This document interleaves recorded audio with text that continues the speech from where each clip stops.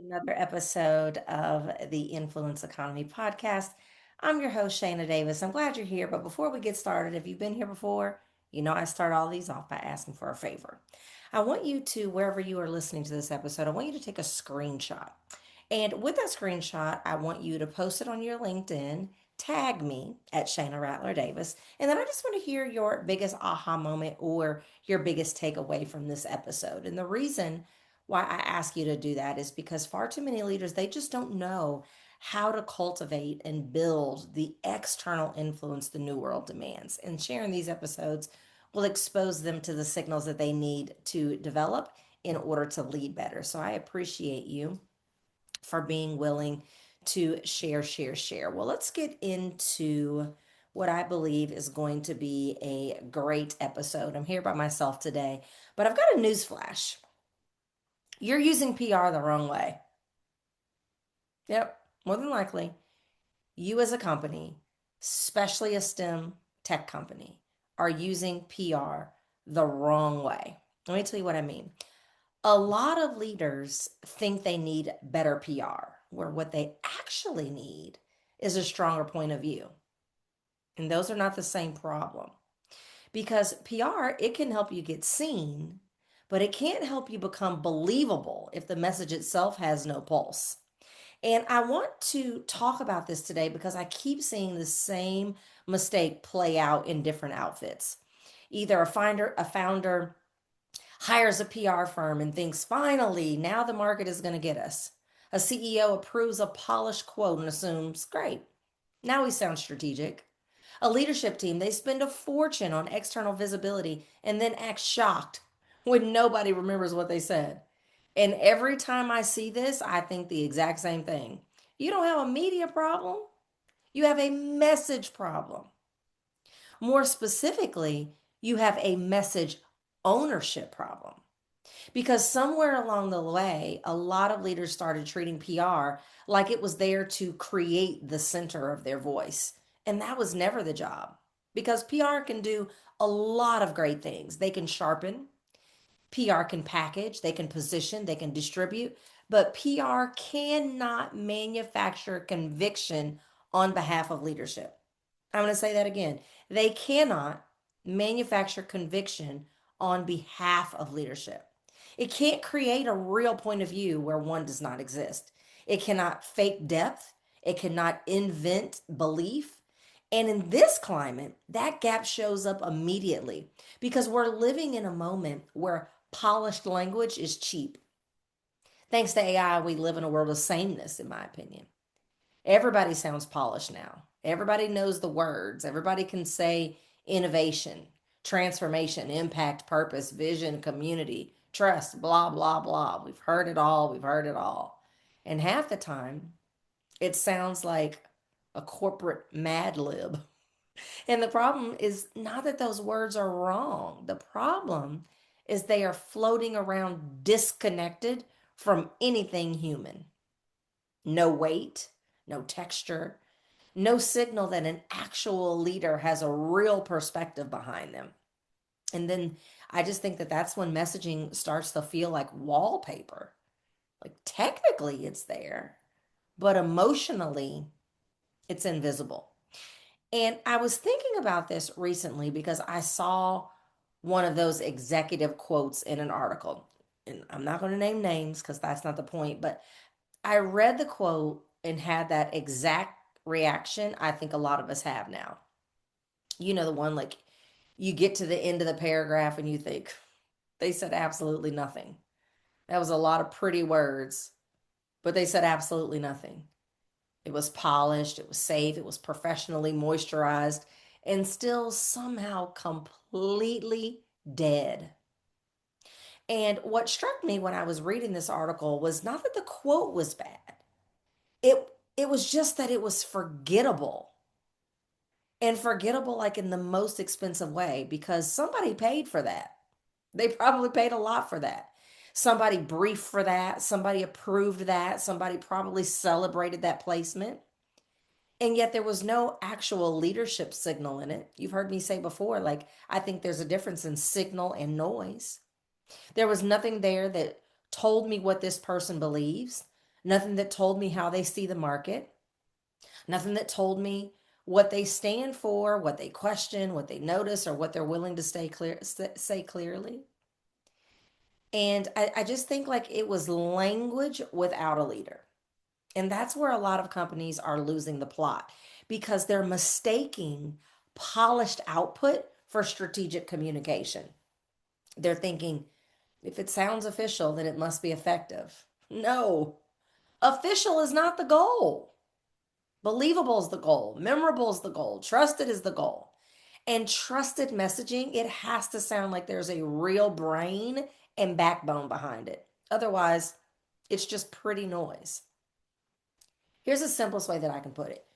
You can outsource amplification. You can outsource conviction. That part belongs to leadership.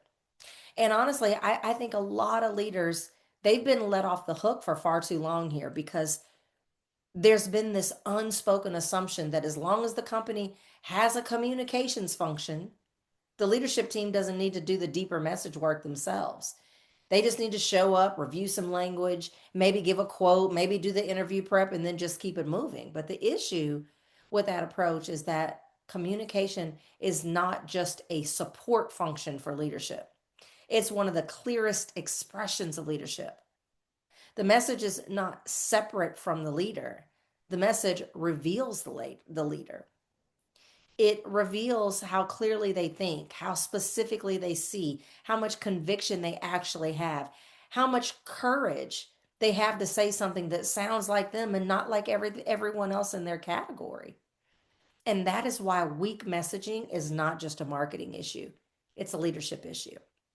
Because when a company's public language feels generic, people don't just blame the PR team, they read it as a signal about the leader. Maybe not consciously, but they do. They think, if that's what you sound like when the microphone's on, then maybe there's just not much when it's off either. That may sound harsh, but welcome to the new marketplace. Welcome to what the new world demands. The market is not grading on effort. It's reading signals. And we're in a season where signals matter more than ever because trust is fragile, attention is fragmented, and skepticism is high, which means people are listening for coherence. And they're asking, do this leader's words sound like they came from a real place? Do they match the company's decisions? Do they hold up in interviews on stage in hard moments and not just in polished statements? Because this is the thing, a message can look strong in a deck and completely collapse in a live setting. And that's where you find out whether leadership owns it or merely approved it. You see it in interviews, you see it on panels, you see it when someone gets asked a follow up that they didn't rehearse for. All those bullet points that the PR team told you to memorize, or the comms department or marketing department put together, what happens when they ask you for something that you didn't rehearse for? You see it when the camera's rolling and that line that looked great on paper suddenly sounds like it belongs to a stranger. That is one of the clearest tells. When the written language sounds more confident than the person saying it. And that's not a PR issue. That is borrowed messaging. And borrowed messaging always gets exposed under pressure because if the leader doesn't really believe it, build it, or live it, they can't carry it naturally. And it comes across like it sits in their mouth like, I don't know, like it's somebody else's teeth. And I think this is also why so many companies are over investing in visibility and under investing in voice. Like they want more interviews, more features, more stages, more reach, more share of voice. And listen, I'm not anti visibility, obviously. Visibility matters, external presence matters, reputation matters, public leadership, it absolutely matters. That perception that is being built on your behalf if you're not creating the narrative, all of that matters. But more visibility, that's only going to help if what becomes more visible is actually worth seeing. Otherwise, you're just scaling mediocrity. You're putting a bigger microphone in front of a weaker message. And that does not create influence. It creates exposure, but there's a difference. Exposure means people saw you, but influence means something moved because of you. Exposure means your quote got published, but influence means your perspective got remembered. Exposure means your name circulated, but influence means your leadership signal landed. One of those is distribution, the other is impact. Which one of those do you really want? And that's why I keep coming back to this idea that leadership has to own the core thesis of the message before PR ever enters the room. Not own every sentence, not write every caption, not become the communications department. That's not what I'm saying. What I am saying is that leadership needs to own the central belief, the distinct point of view, the perspective on what's changing. And that's your perspective, not a perspective that somebody else is writing for you. What are the stories that you have that actually prove your perspective? That what's the tension that you're willing to name? The future that you're trying to help shape. Like that's the source material. That's the raw ingredient that PR can help refine and distribute. But if the source material is thin, no amount of packaging is going to make it powerful. Because listen, like we all love gifts, especially ones that come in little boxes. But a velvet box that doesn't is not going to make your costume jewelry an heirloom.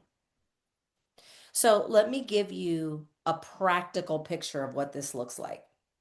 You have one company where the CEO knows exactly what she believes about where the industry is going. She knows what she's challenging. She knows what she wants her company associated with. She knows which stories she tells over and over because they reveal how she thinks. She knows the gap in the market that she's always pointing to. She knows what she's tired of hearing, what she wants to normalize. Now put PR around that leader, and that becomes amazing. Now PR has something to work with. Now there's shape, there's tension, there's language that can be sharpened and not just fabricated. Now interviews get stronger because the executive is not looking for the thought in real time. She already has one. Now contrast that with the second leader. They want awards, they want press, they want speaking slots, they want to be positioned. But when you ask what they actually believe that is distinct from their competitors, you just get like a long pause and this deer in headlights kind of look. When you ask them what market misconception they want to challenge, just more blinking.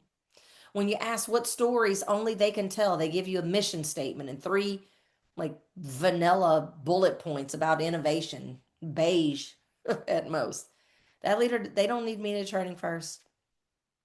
They need message clarity because PR is not a defibrillator like for dead positioning. They have to create that themselves. And I think part of the reason this happens is because clarity is harder than cosmetics. Clarity actually requires decision. It requires choosing what you're about and what you're not about. It requires saying, this is the hill we'll die on. This is how we see the landscape. This is the conversation that we're here to influence. And every time you do that, you naturally close other doors. You naturally sound less universal, less vague, less safe.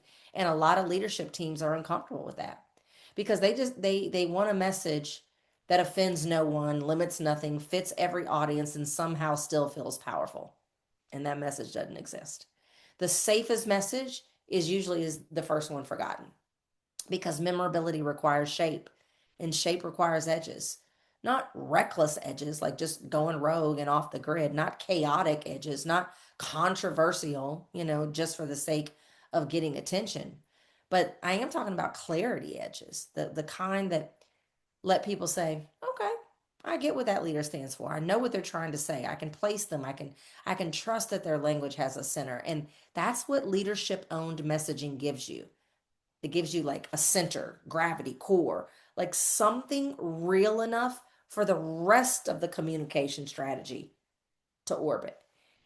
And this is where I think leaders need to ask themselves a more honest question. Not do we have talking points? Do we have media support? Not do we have a good PR firm? But you need to ask, what do we want to be known for that cannot be copied with a better adjective? That's the question. Because if your so called differentiation disappears the second another company says that they're innovative or customer centric or bold or future focused or mission driven, then you don't have differentiation. You've just got some decorative language. And that decorative language, it's doing a lot of the heavy lifting right now, too much actually, because the market is flooded with it. The internet is drowning in this AI sameness that sounds like everybody else. Leadership teams, they're posting it, they're saying it, they're publishing it, they're broadcasting it, they're paneling it they're, to death. And the result is not more trust, it's just fatigue. People now, they're hungry for leaders who sound like they have actually thought through something. And it matters inside the company too, by the way. This is not just about media hits and external perception, although that's what my firm specializes in. Leadership owned messaging, it also affects internal trust because employees, they can tell when the external message feels rented. They know when they're hearing corporate language that does not match how the company actually behaves and what they experience every day. They know when the leader sounds animated on stage but inaccessible in real life. They know when the company publishes value statements that nobody sees reflected in actual decisions.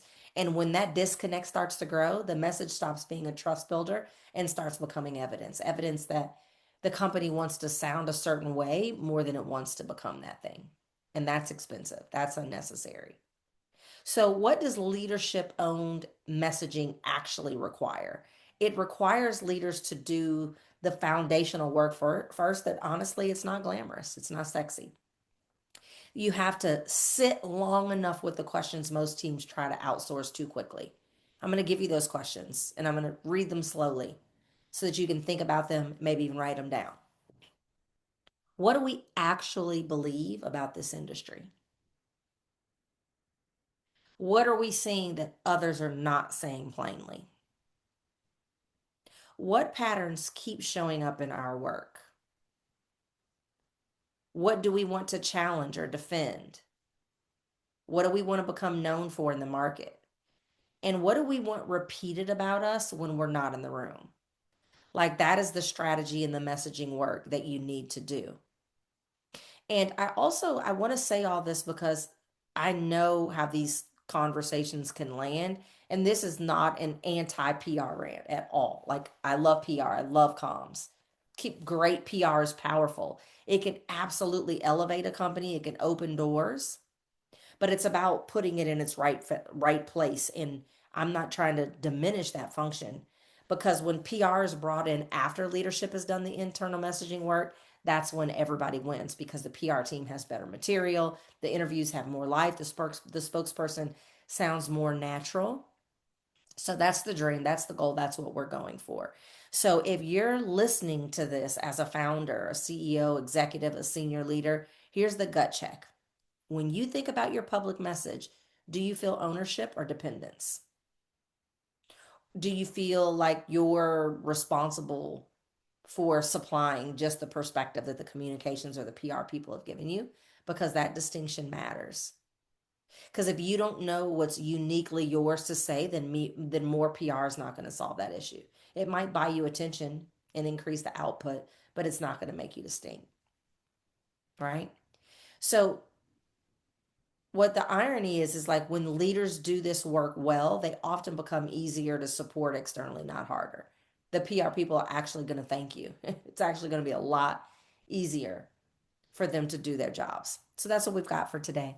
If this episode hit home, I want you to send it to a leader who you know keeps talking about invisibility and they keep investing in visibility while they're avoiding the harder work of message clarity because no one needs more polished sameness.